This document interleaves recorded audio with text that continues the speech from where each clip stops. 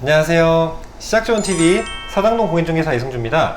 여러분들 땅 가지고 계신 분들도 많으실 텐데요. 제가 요즘에 토지에 관련해서 관심이 부쩍 늘어나서 공부를 조금 하고 있어요. 그 책을 좀 보다 보니까 중개사 공부할 때도 사실은 공시법이라는 과목에 지적법, 등기법 이렇게 나눠서 공시법을 공부를 하는데요. 그 중에 지적법에 있었던 내용이에요. 근데 그때는 단순히 암기식으로 앞글자 따서 외우고 공부를 위한 공부가 아니라 시험을 위한 공부였었기 때문에 사실은 이렇게 자세히 보지는 못했었는데요. 지금 토지를 공부하다 보니까 여러분들께 또 같이 공유하고 싶은 내용들도 생기더라고요. 그래서 가끔 토지에 관련된 것도 하나씩 좀 공부를 한 거를 여러분들께 올려서 공유를 하도록 하겠습니다. 자, 그러면 이제 본론으로 들어가면 땅을 가지고 계신 분들 토지 합필 들어보셨을 거고 반대되는 용어가 분필입니다. 땅이 이렇게 있으면은 자, 여기 뒤에 이 사각형이 아무래도 또 예시에 적합하겠네요. 자, 이 땅에 소유자가 있었어요. 그리고 옆에 보시는 이 땅의 소유자가 있었습니다. 이 두 개를 합치는 거예요. 합쳐서 한 땅의 소유자로 만들어서 한 개의 필지로 만들려고 하는 건데요.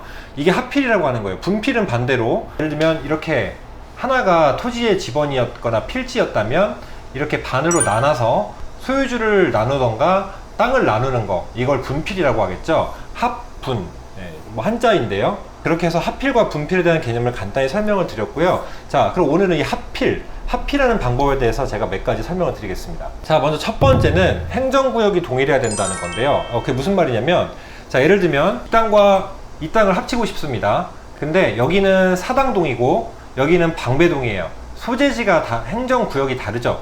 행정구역이 다르면 합필을 할 수가 없습니다.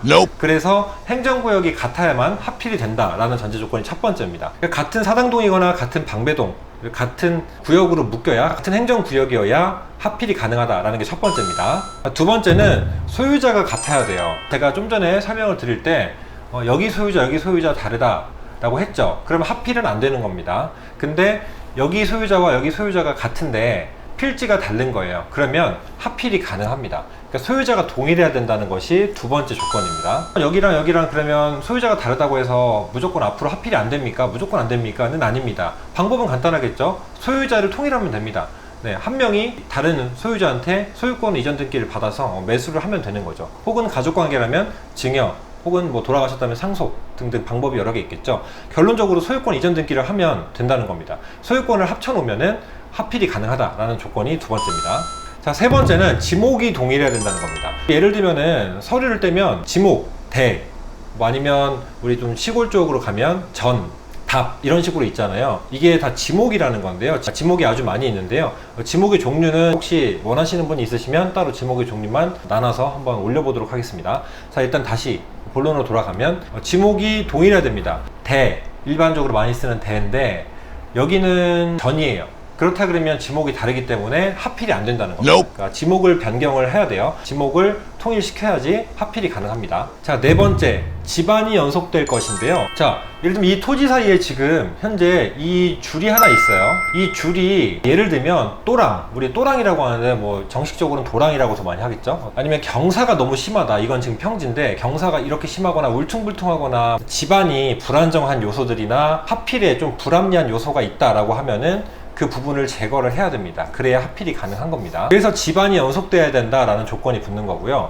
자, 다섯 번째는 축척이 동일해야 된다는 겁니다. 1대 2000, 1대 5000 이렇게 해서 숫자가 작을수록 더 크게 보이죠. 예를 들면 1대 500이면 제 몸이 이 정도로 보인다면 1대 2000이면 훨씬 더 먼 거리에서 보이는, 이게 1대 2000이라고 보면 될 것 같아요. 그래서 축적이 동일해야 된다는 겁니다. 합필을 하고 싶으면 축적이 현재 달랐다 그러면 둘 중에 하나를 재측량을 하면 됩니다. 그래서 축적을 통일시킨 다음에 합필을 하면 됩니다. 그 다음에 이제 여섯 번째 끝으로는요, 등기상 소유권 이외의 권리가 있어요. 예를 들면 을구라고 표현을 하는데, 을구에서 예를 들면은 여기는 등기부가 지금 뭐 근저당이나 기타 권한 설정이 없는데 여기에 이 토지에는 현재 등기부 등본에 근저당이 있는 거예요. 그러면 등기상 근저당이 한 군데는 있고 한 군데는 없죠. 그럼 소유권 이외의 권리가 같지 않은 상태죠.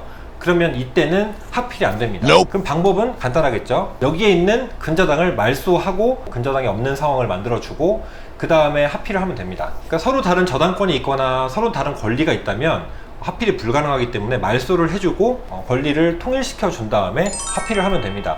요지는 그겁니다. 6가지 이야기를 들어보신 분들은 느낌이 오실 텐데 통일을 할 수 있게끔 그런 요소들이 동일해져야 된다는 거예요. 축적이나 그러니까 지목이나 행정구역이나 동일해야지 합필을 할 수 있기 때문에 이 부분을 토지를 투자하시려는 분들, 아니면 예를 들면 여기 토지가 있는데 여기 토지를 사야 되는데 추후에 여기가 합필 가능성을 보고 토지를 매입하시려는 분들이 있을 수도 있죠. 그럴 때는 합필 가능성을 꼼꼼히 따져보시고 합필을 하셔야지, 안 그러면은 나중에 여기만 샀다가 여기 결국 합필도 안 되고 그냥 살 수가 없는 땅이 돼버리면, 여기는 만약에 도로가 없다 그러면 맹지가 돼버릴 수도 있고 투자 가치가 전혀 없어지는 땅이 돼버릴 수도 있기 때문에 그 부분 잘 참고하시면 좋을 것 같습니다. 다양한 분야들을 공부를 함으로써 다양한 분야에도 많은 지식을 축적할 수 있도록 항상 노력을 하기 때문에, 그래서 기초 지식부터 탄탄하게 같이 다져나가자는 그런 취지로 오늘 합필 방법에 대해서 한번 찍었습니다. 저도 아직 토지에 전문적이진 않은 상태이기 때문에 기초 지식을 위주로 여러분들이 궁금하신 분들 있으시면 같이 공부해서 영상을 올리도록 하겠습니다. 자, 이렇게 크게 6가지 다시 한번 정리 드리면,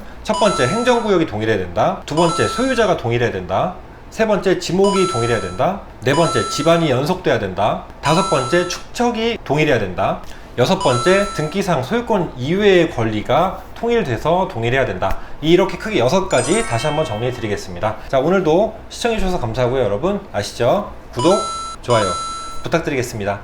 감사합니다.